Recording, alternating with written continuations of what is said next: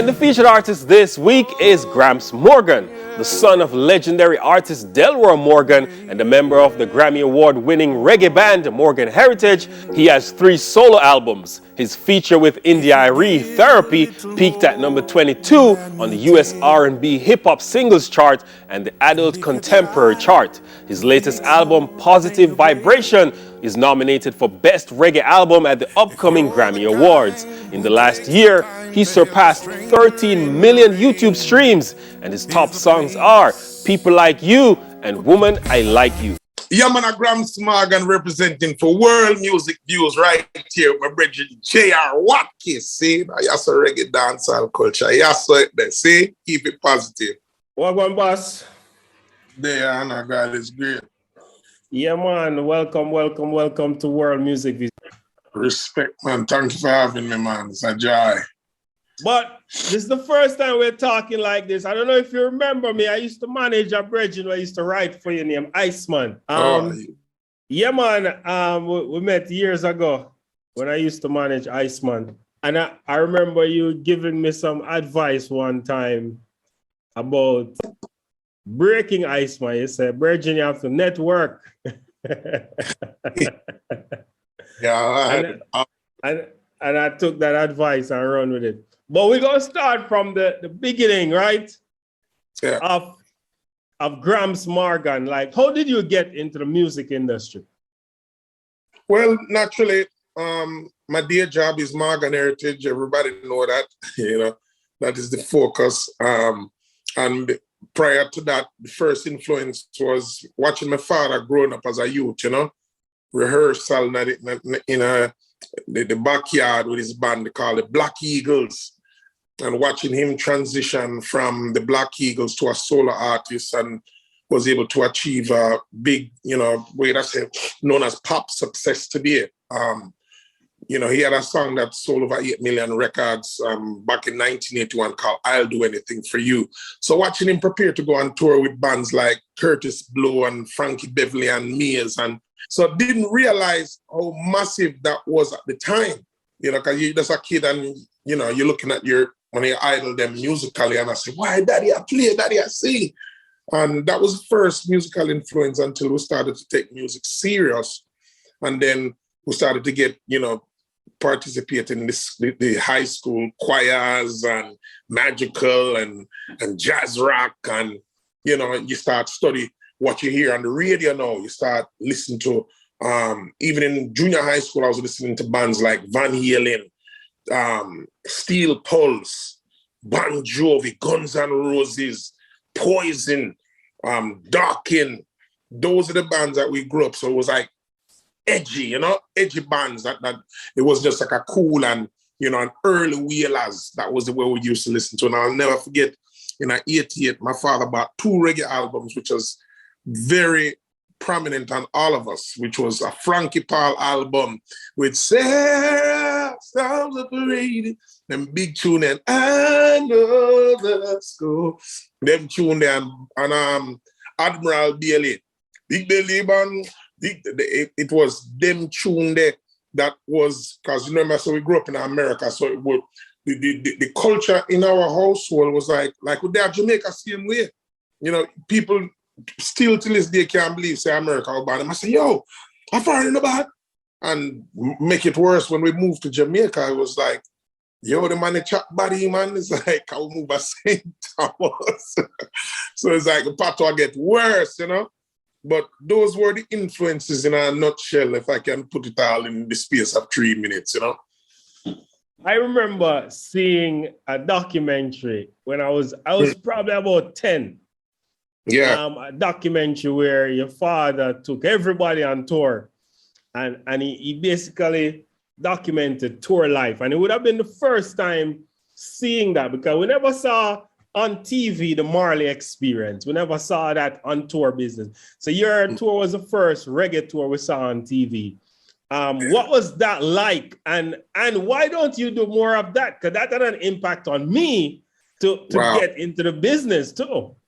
Wow. Well, that tour, I believe that you saw, it was a documentary that the Netherlands national TV did on us. I think it was in Europe, if that's the same one. And it was a Morgan Heritage tour, and we had taken our younger brothers, LMS with us, which is Laza Miriam and Shank, that I was working with, Fatis Burrell at the time, and Donovan Jermaine, and our dad at the time was our manager. So he was just like, all right, you know, the younger brothers are gonna be the opening act, and me I come, and the mother I come too. You know, him just say, I carry everybody.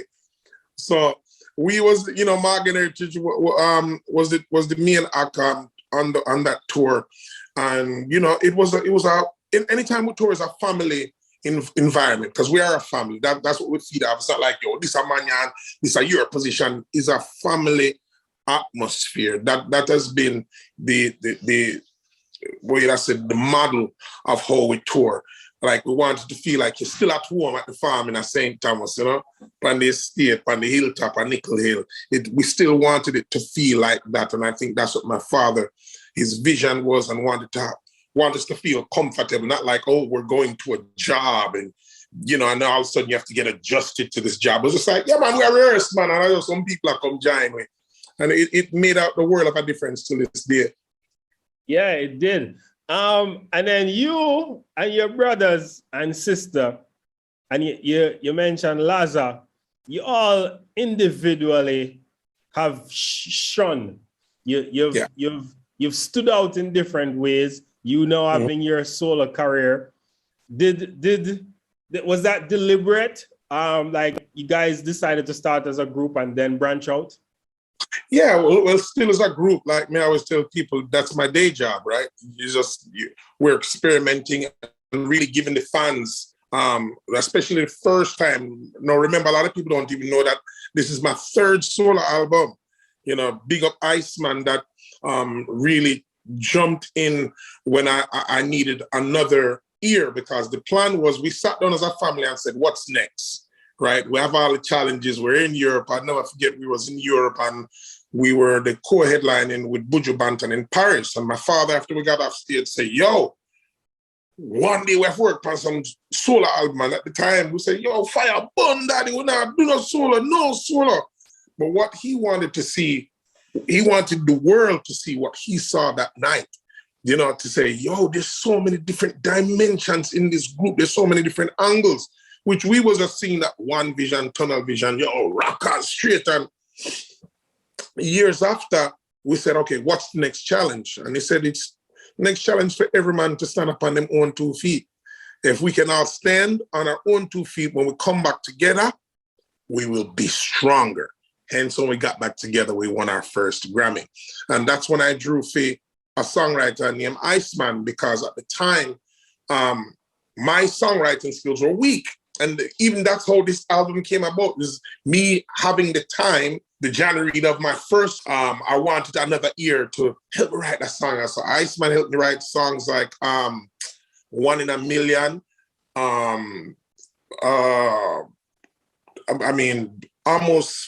Iceman must write about 6-7 songs with me on that album, because me and him just found a chemistry. We just sit down at the car and me I play the rhythm and I'm giving my ideas, and he was like, yo, all right. And then he would send them back, some of the lyrics back to me. Why? Yeah, bring back memories. He would send back some of the lyrics back to me on BlackBerry, on BBM Messenger. And send me the voice notes and the melodies. Oh man, God bless that brother. And we made some good music. Those are still some of my greatest hits till this day. Sidetrack, your brother Laza Morgan, he had one of the biggest songs ever with Mavado. Was it with Mavado? Yes, Mavado. What's that song now? Was it One by One? Like, that was one of the biggest songs in terms of melody. That song matched and checked off every box. Where is he now? He's still making music, man. Spend a lot of time. Like, one of the things that we as a family, we got a chance to do within the past, 7-8 years, is spend some time with these babies that we made, right? Where you can't just make baby and it's like, yeah, go through and you're down on the road and left this woman. And it's even worse, it's even harder for a female artist, because when she have baby, you know, she carry the baby, she still have to do the work. It's harder on females. When a father can just leave a belly behind and gone back to work. But it's more than just providing and giving money to these children and make sure they live someplace, but it's also that love, that care, that time that we can never get back. And that's what, you know, a lot of us is enjoying. Even within this COVID time, I'm able to take my son to go and have an ice cream cone without, you know, worry about, okay, may I worry about the booking agency I will call, I'm going to miss an interview. And, you know, just before our interview, I took my son to his basketball game. You know, in 2 to 5 years from now, with COVID, you know, starting to come down and everybody getting used to this disease here and this pandemic, I probably won't have the time. And I believe that music business is going to change, brother. I believe that things will never go back to normal. I hear people say, yo, I can't wait till things go back to normal. Well, newsflash, Gramps Morgan is telling you, it will never go back to normal. This is the new norm, and we will go from here into the future. And that's where the future is going to come into play. So, you know, Laza's still making music. Morgan Heritage, we just about to release a new single with Joshie, Ayaktian, and Ritical, you know, just helping to guide this young generation and see if we can still make music and make it fun and still represent the culture. That was actually my next question. Like, what's your opinion on youth culture now and how they're making the music? Because you're from a school where you rehearse for weeks and months on end, and then you make a presentation. A lot of these young youth, them don't rehearse, them don't put no effort in making the music like your generation did, and the generation before you. You're not that old. Your father generation who used to rehearse on graveside. Bob Marley said used to rehearse on grave. What's your take on them, and what advice do you have for this generation of artists? I want to tell them to study the great talent without a doubt. They have talent, because I see that. You see how you like Ritical, you see how you like Joshie, where he's quick off of his top I'm head. Ayaktian, Queen Ifrica. Like, I think there's more artists than we need in our sense, because so much of them are not being paid attention. You know, there's so many artists that fall through the crack, and that's why in this next level of our careers, I'm looking to really develop artists, which Morgan Heritage have done even when we were just getting a break. You know, we were developing artists like Warrior King, Jacure, all of these artists we had touched base with when Cape Town used to come and record for Morgan Heritage on the Family and Friends series of albums. We used to open up our pockets and book Mixing Lab studio in 99, and every year after East West, we would just say, artists come in, we have Vice, and just give artists a chance to Vice. Hence, we discovered Jacure, we discovered Warrior King, you know, and it was fun, and got a chance to record with people like Barry Sam and the Marleys, Buju Banton, Bounty Killer, Sugar Minot. So what I believe is missing today is that enough mentorship is not in Jamaica within the music industry. It's not enough, right? To the amount of the volume of artists that is coming out so fast, the mentorship is not enough. So you find that an artist, him get a song on the radio, and he hear it mash up the dance, and he think he's ready to tour. He's ready for the world, right? And it hurts, because hence you see an artist like Gully Bop can come from the grave, right? This guy was basically written off. Them say this artist is done, and him rename himself Gully Bop, come back, mash up Sting, mash up the airwaves, and got the world's attention. And then he went back, because everybody else was like, okay, that was fun. Now back to our regular schedule, right? And then it's back to the not paying attention to the artist that needs the support, because we in the reggae dancehall fraternity, I believe we try for Brooke 50 artists one time, instead of focusing on 5 strong artists, give them to support, do proper rotation on radio, and Brooke the artists. Other than that is when you listen to radio in Jamaica, it's a lot of DJs that's supposed to be playing in the nightclubs and in the dance. These guys are now on radio. And the format of radio has changed. Instead of, here's a brand new one from Iceman, and this one is called OCD, Obsessive Coffee Disorder, right here, and it's about 6:45, and it's 79 degrees right here in Kingston, Jamaica. And here's a brand new one from Iceman. You don't hear that on radio no more. It's yeah, that cool, yeah. Oh, what? So you find that. Excuse me. You find that. Advice. You find that the listener that's listening to the radio, him love a tune, but he don't know who the artist is. He don't know what record label it's on. He don't know if the record is out, where to get it, and if it's even available. Right? These are the things that we need to fix within our industry. And once we start to fix those things, I think we're going to be fine. Jamaica's a beautiful country, but I think the people, we have issues. There's too much hate. There's too much violence. And I think once we begin to focus on those things, we're going to be just fine, because the world looks at us. The world wants to be us. We're an amazing country with amazing culture and amazing food. So those are the things that are missing that can help to lead the young youths them in today.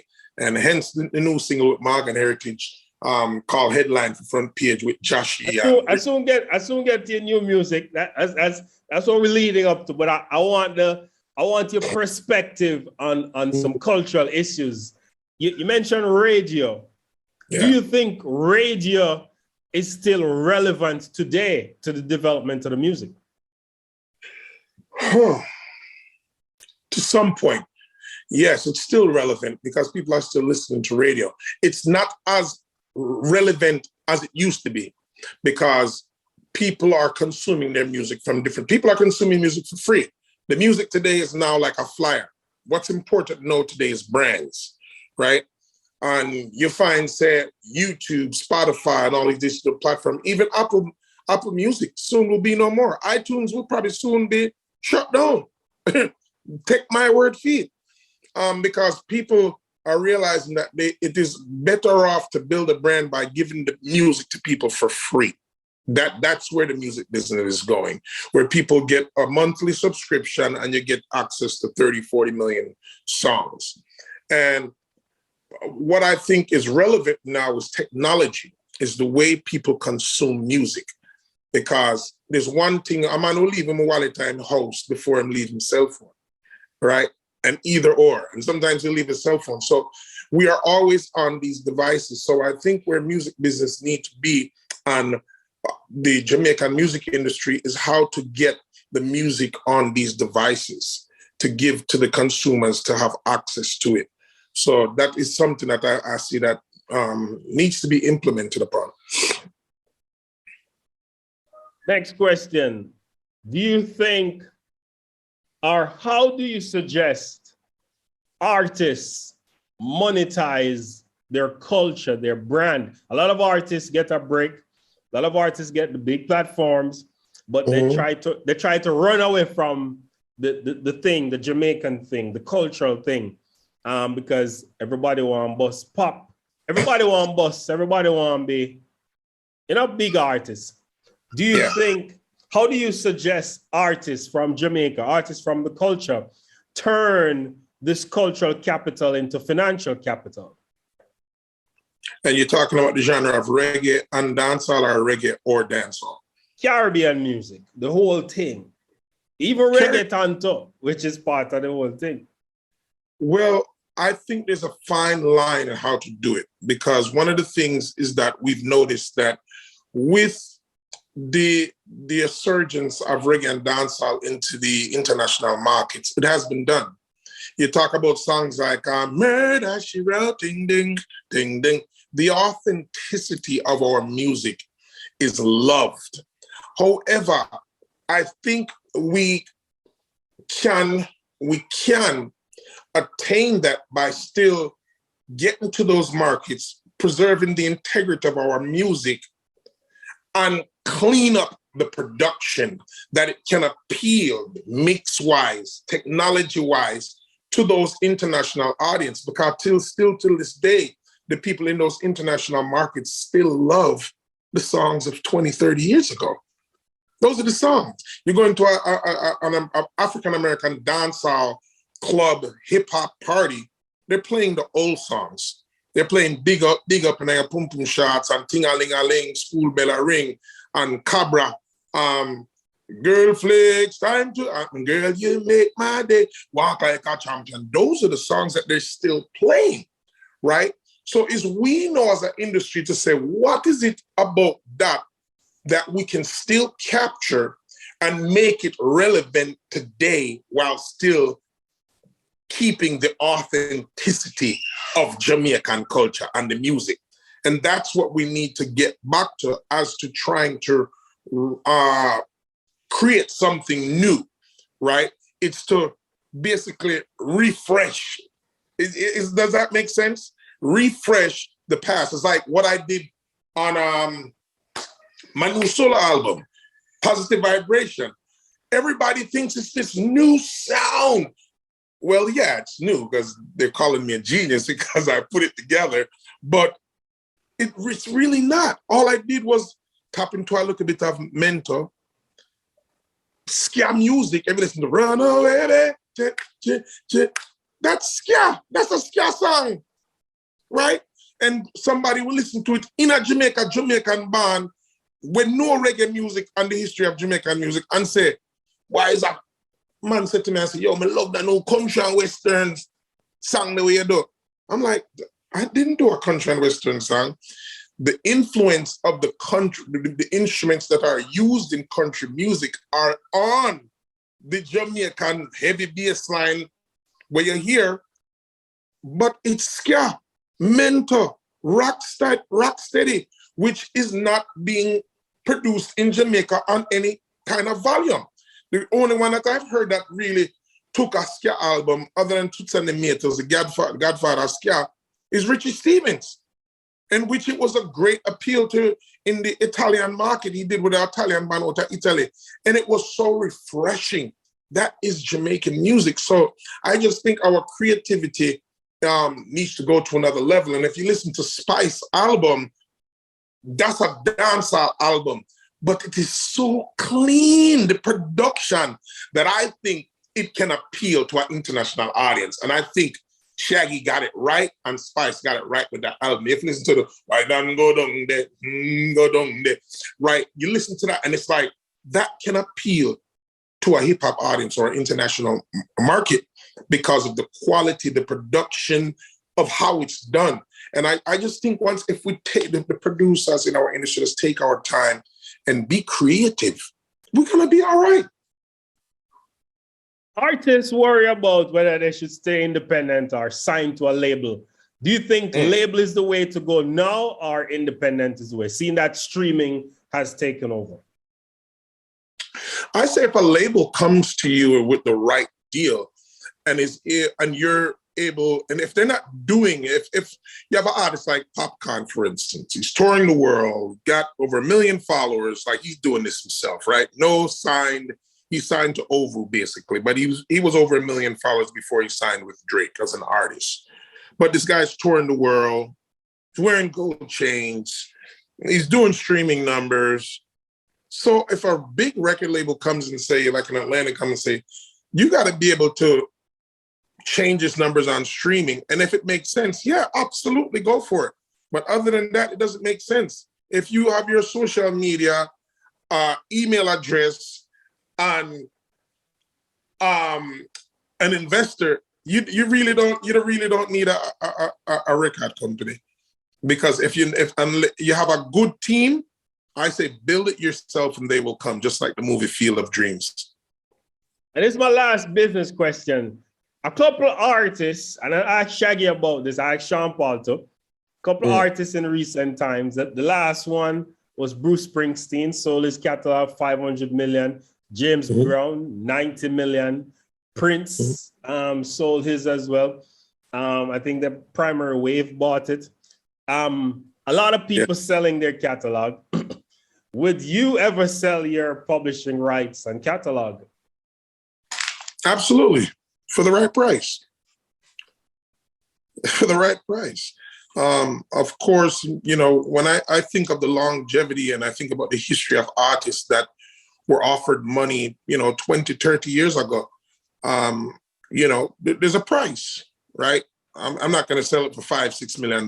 No way, because that's not enough money over a period of time, right? So if I think for myself and I say, yo, I can't buy a new car and 2 gold chain, right? Then that's good money. But if I think 25, 30, 50 years from now, it has to be the right price, right? And we don't know where music is going today. So like you said, Bruce Springsteen, what, $500 million, right?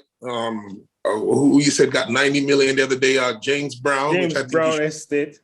He should have got more. Like when I saw that, I was like, yeah, that should have been at least a $200 million deal, at least, right?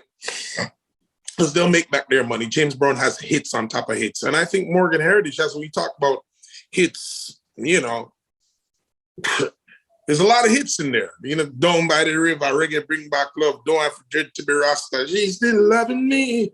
Like, and then you're not talking about taking a song that nobody don't know and then making that a hit. That was a great record, but a lot of people never heard, right? So you have to think and make the right business decision. But I would definitely sell the catalog. So you're up for a Grammy Award again. Yeah. Are you excited about that? First time as a solo artist, so it's a little different this time. And I'm hearing that you're one of the top contenders. Really? I hear that you're in familiar territory with reggae music because you're Morgan Heritage. But this year you have competition. You have Sean Paul who is up there. You have Spice who is up there. Are you excited about the Grammys? It's going to happen in April. They announced it today that it's happening in April 3rd in Las Vegas. Are you going to be there in your felt hat and suit? And are you excited about it? And to add to that, do you think the Grammy Awards is relevant to reggae music? Absolutely. First of all, I am excited about it, and congratulations to all the nominees. I think it is a true reflection. I think the board did an excellent job. I was shocked that I got nominated because I believe I did something that was out the box and was very unique. And it was a tip of the hat to my ancestors of the genre of Jamaican reggae dancehall music.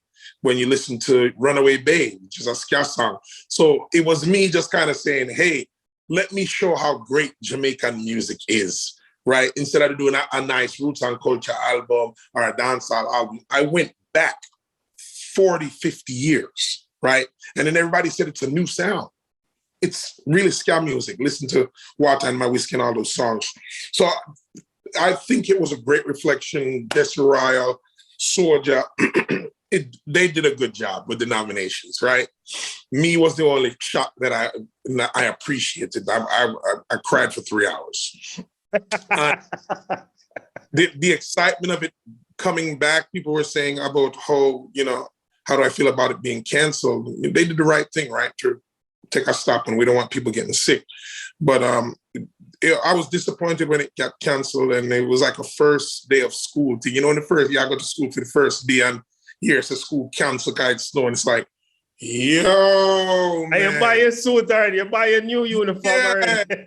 They try to hotel room book already because it's a lot, But it's a great feeling. It's the first time I'm nominated as a solo artist, and I'm just elated to know that the Recording Academy still recognizes reggae music. Now, let's be frank here.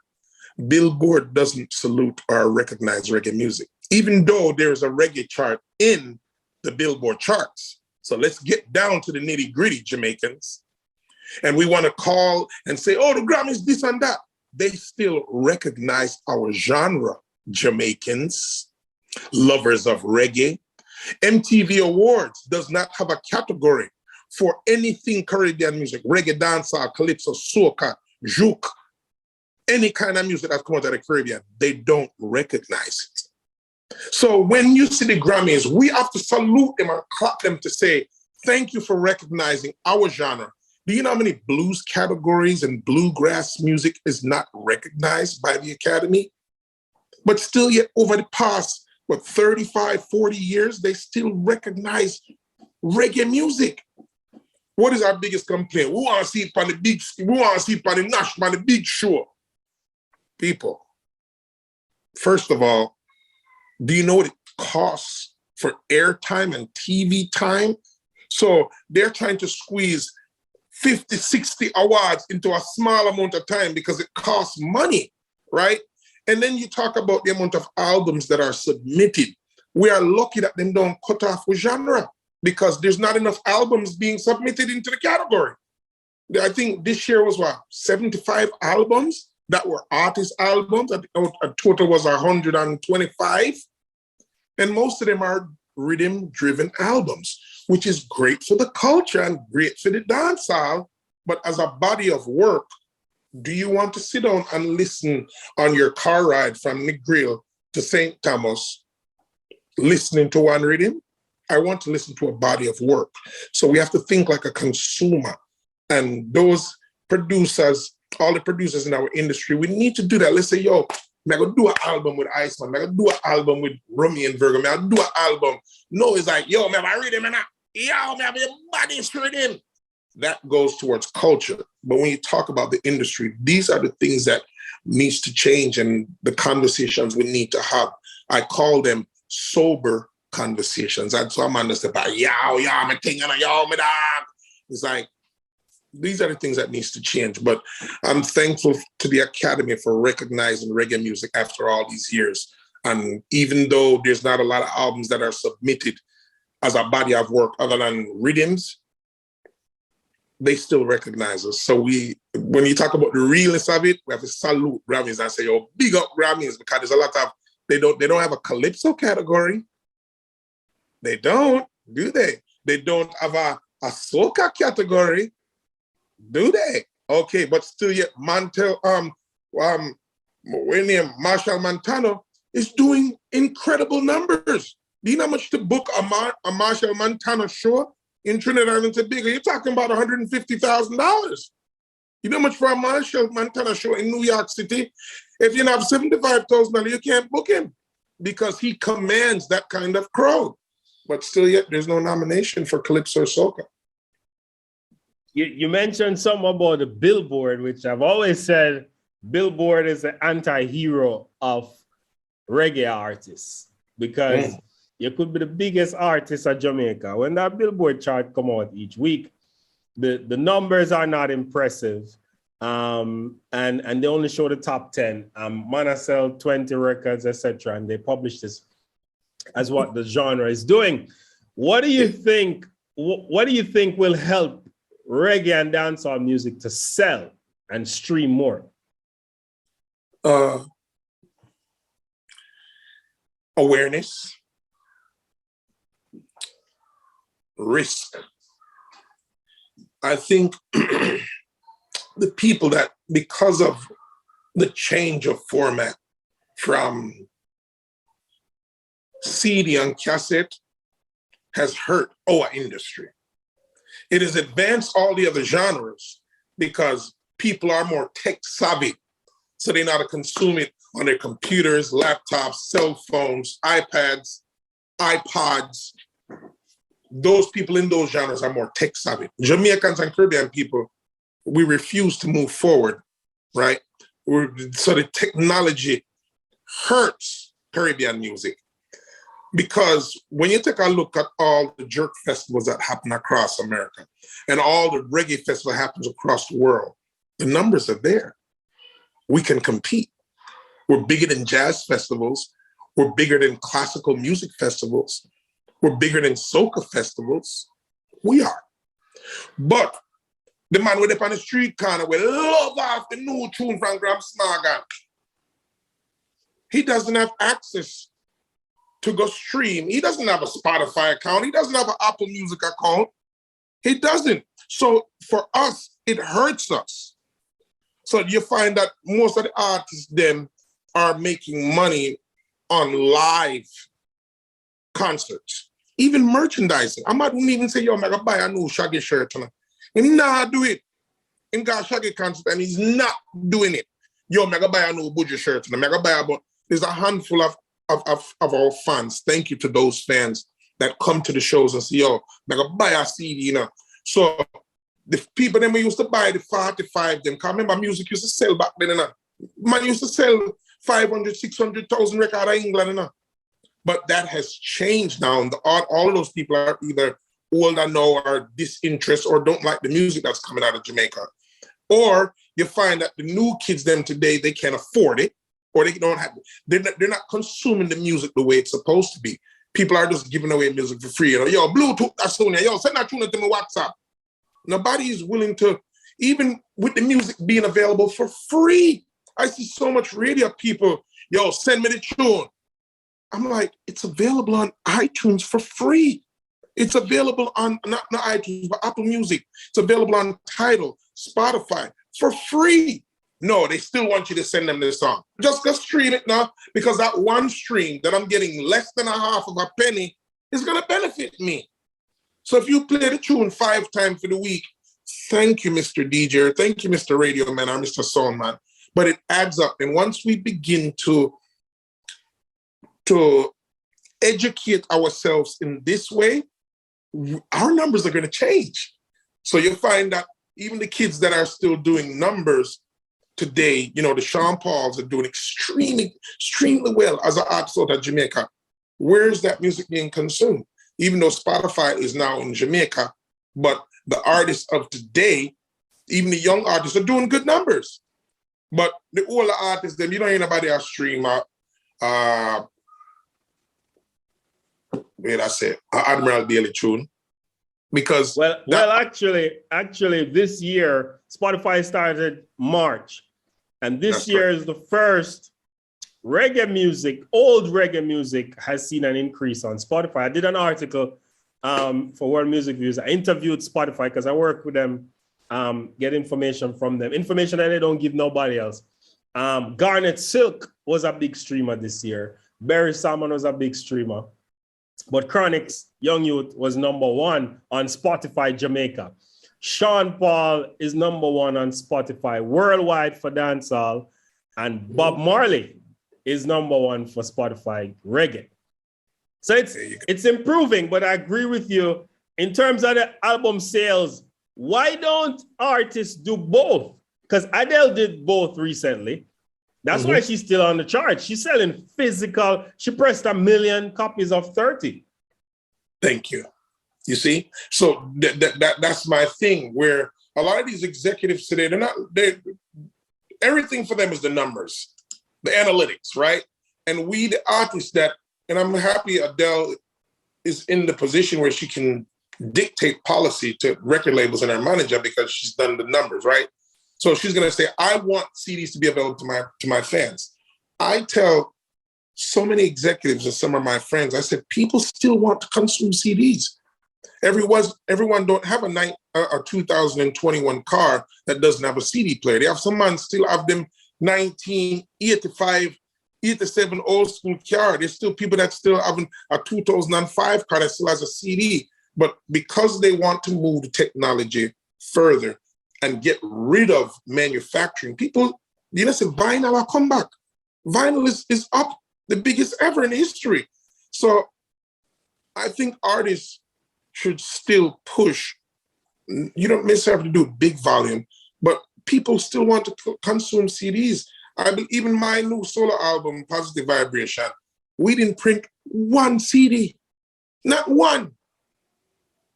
And they said, we want to go digital. And I said, all right, let me listen. I'm humble myself and just listen to the team, because teamwork make the dream work. So show me. But there's so much people in Jamaica that still want this album. There's so many people in the Caribbean that want this album. And I think we're probably going to print a couple 100 copies and say, just, you know, maybe a couple thousand and get them out there, because people still are riding on the car.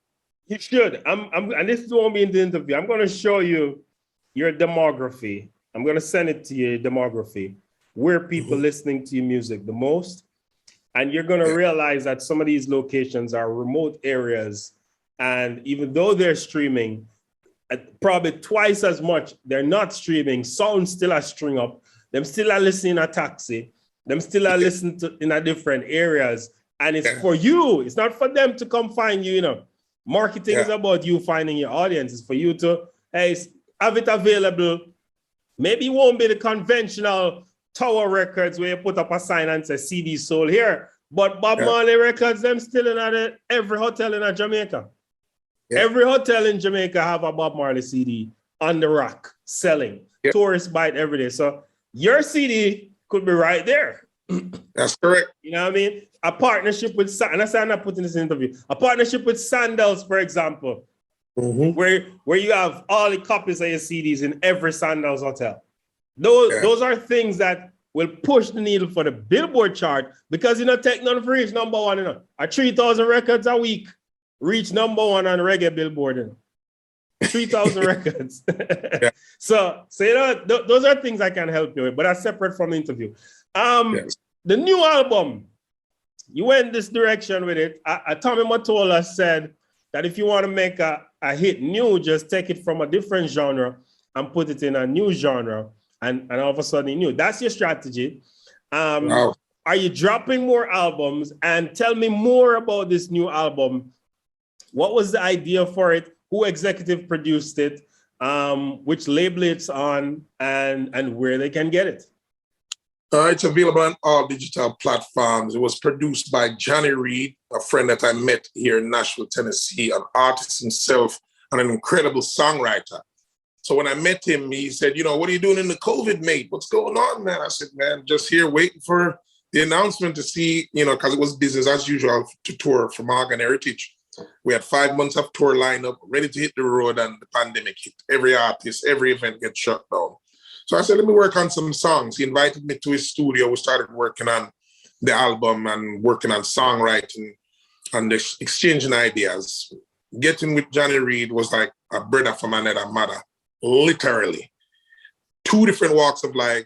A man from Scotland, Scottish descent, amazing songwriter, performer, and a Rasta man from Jamaica, right? Living in Nashville, Tennessee. Well, spend a lot of time here in St. Thomas, Jamaica.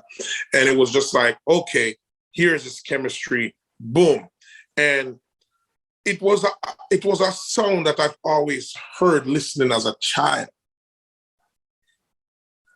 Every Sunday in a Caribbean, and predominantly I can speak of a Jamaican household, you find that when rice and peas are made and the coconut are grated, these things take time. It's time consuming.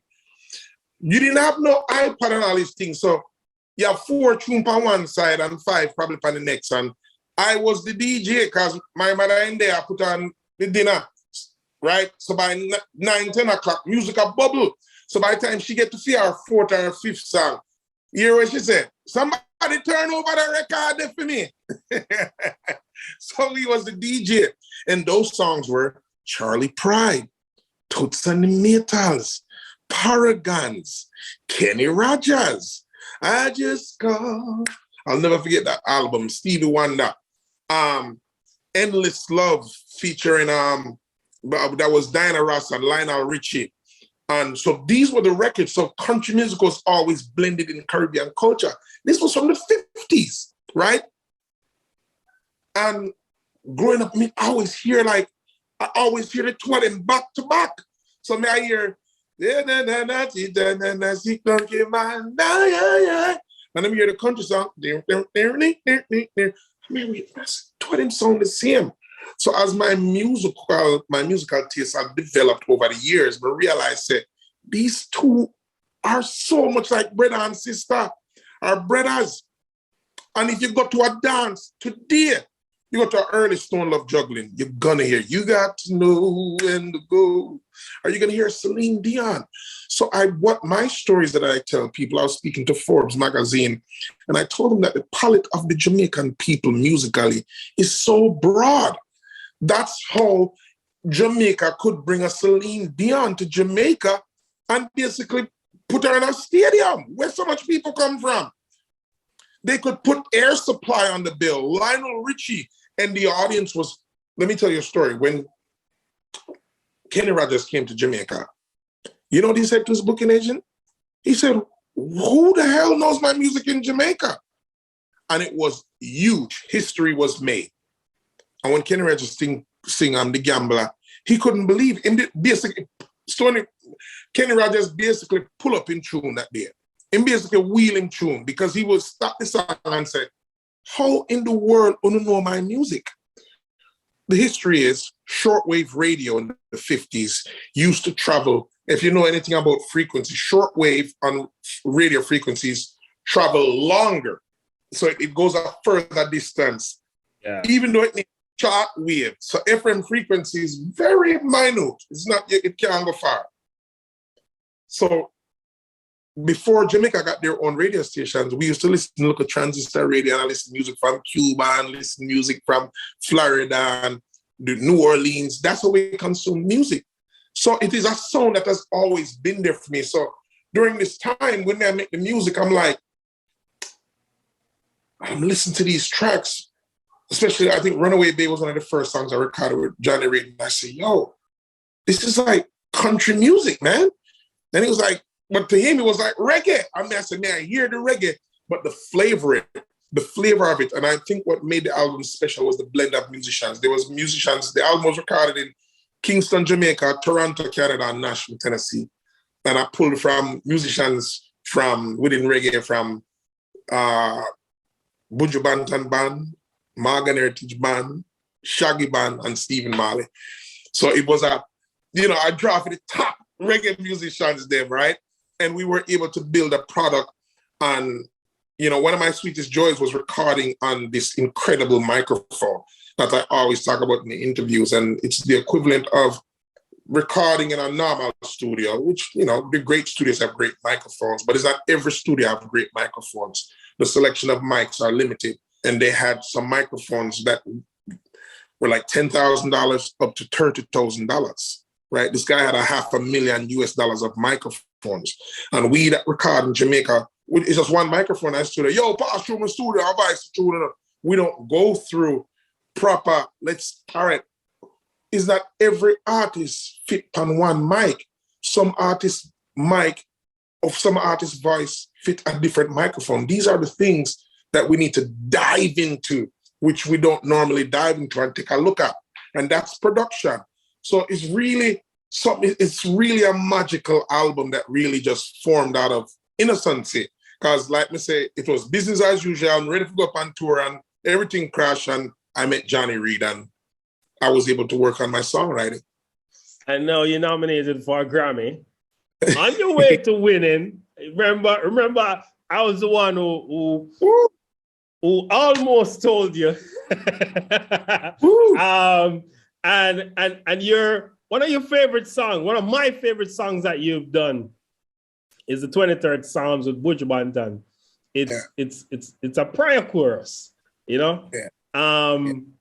I want you to just sing your part on the song there for me exclusively for world music views. You say?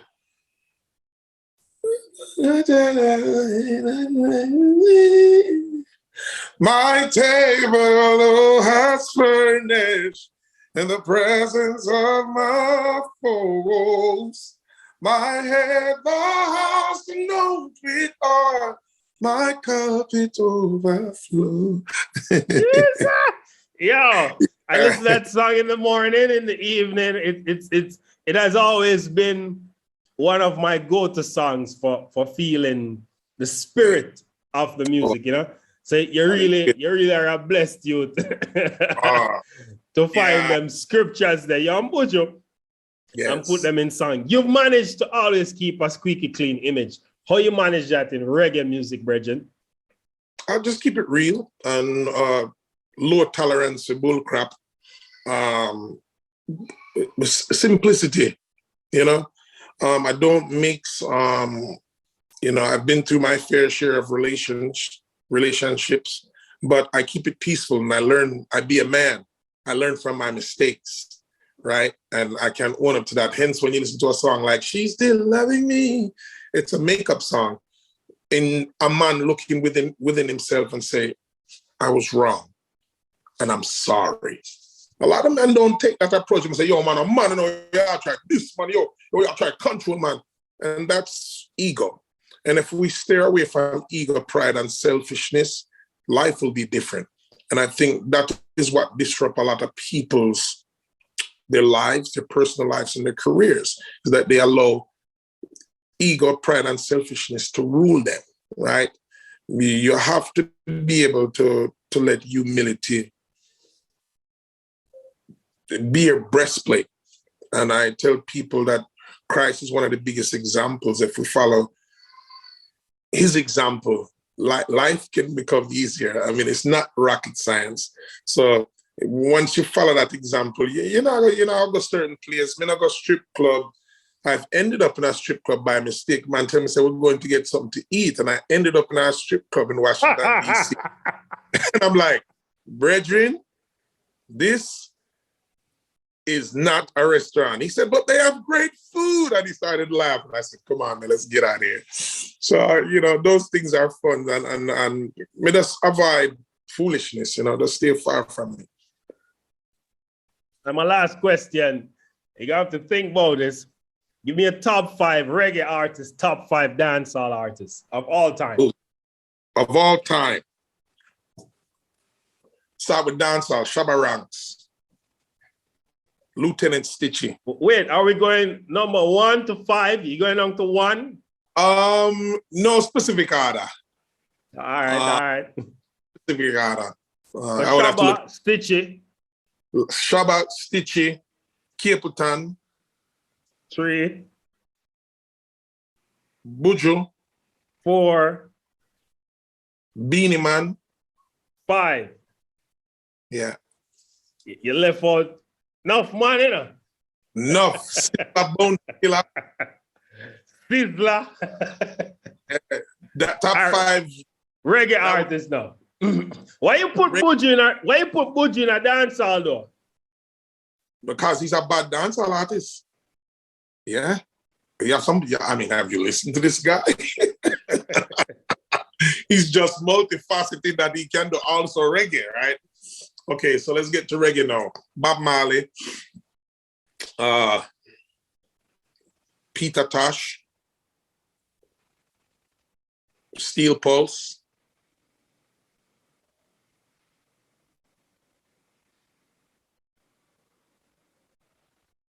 Beres Hammond,